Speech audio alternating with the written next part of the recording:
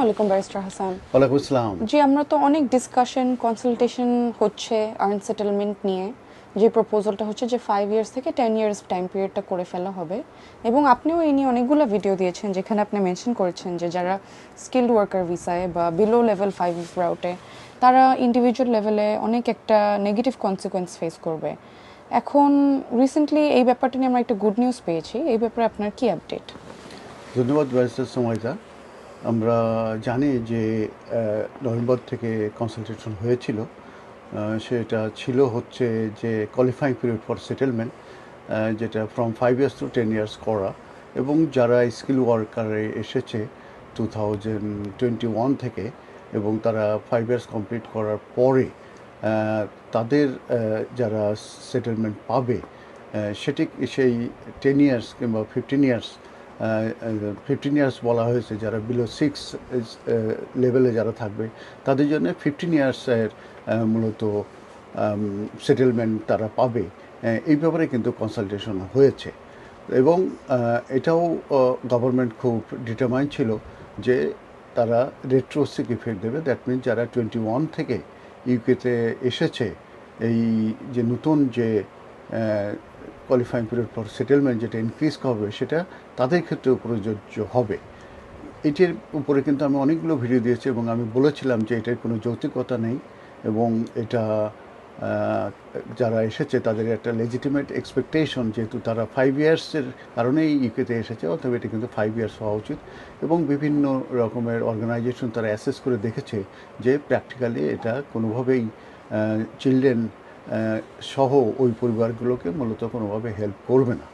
তো এই যে নিউজটা আমি পেয়েছি সেটা 13th of July 2026-এর, সেটা দি টাইমসে আমি মূলত পেয়েছি। সেখানে বলা হয়েছে যে যারা 1.6 মিলিয়ন যে মাইগ্রেন্টস যারা এই স্কিল ওয়ার্কারে এসেছে সিন্স 2021 থেকে, তারা এই যে নতুন আইনটা হবে যে qualifying period for settlement from 5 years to 10 years, আর বিশেষ করে যারা বিলো 6 লেভেলে আছে তারা 15 ইয়ার্স, এইখান থেকে তারা এক্সাম্পটেড হবে। তার অর্থ এই দাঁড়াচ্ছে যে এটা রেট্রোস্পেক্টিভ ইফেক্ট মূলত তাদের উপরে কার্যকরী হবে না। আর রেট্রোস্পেক্টিভ ইফেক্ট বলতে এটাই বোঝায় যে আইনটা যখনই কার্যকরী হোক না কেন এটা পিছন দিক থেকে ইফেক্টিভ হবে।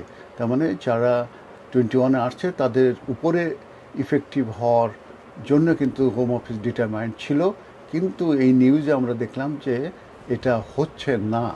তবে এটা কিন্তু নিউজ, আমি বলছি এটা কিন্তু এখনও প্র্যাকটিক্যালি কিংবা হোম অফিস কিন্তু গভর্নমেন্ট কিন্তু বলে নাই। এখন প্রশ্ন হচ্ছে যে কেন এটা হচ্ছে না, এটা এই ধরনের পজিটিভ একটি নিউজ কেন আসলো? এটা কারণ হচ্ছে যে আমরা জানি যে বর্তমান যে prime minister sir care Starmer উনি কিন্তু রেজিগনেশন করেছেন, এবং আমরা জানি এন্ডি বার্নহাম উনি প্রাইম মিনিস্টার হতে যাচ্ছেন এবং উনি ওথ নেবেন 20th of July থেকে।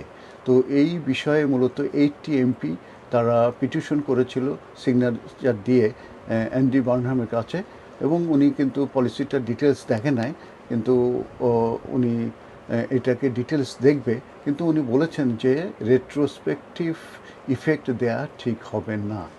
তারপরেও এরপরে তবে এখানে একটা কন্ডিশন দেওয়া হয়েছে যে এটা 5 ইয়ার্সে যদি সেটেলমেন্ট দেওয়া হয় এই 1.6 মিলিয়ন মাইগ্রেন্ট যারা অলরেডি এসে গেছে তাদের জন্যে একটি কন্ডিশন দেওয়া হবে যে তাদেরকে এই যে অ্যাক্সেস টু পাবলিক ফান্ড যেটা আছে সেটা তাদেরকে 3 থেকে 4 বছর তাদেরকে অপেক্ষা করতে হবে এইগুলোর অ্যাক্সেস পেতে গেলে।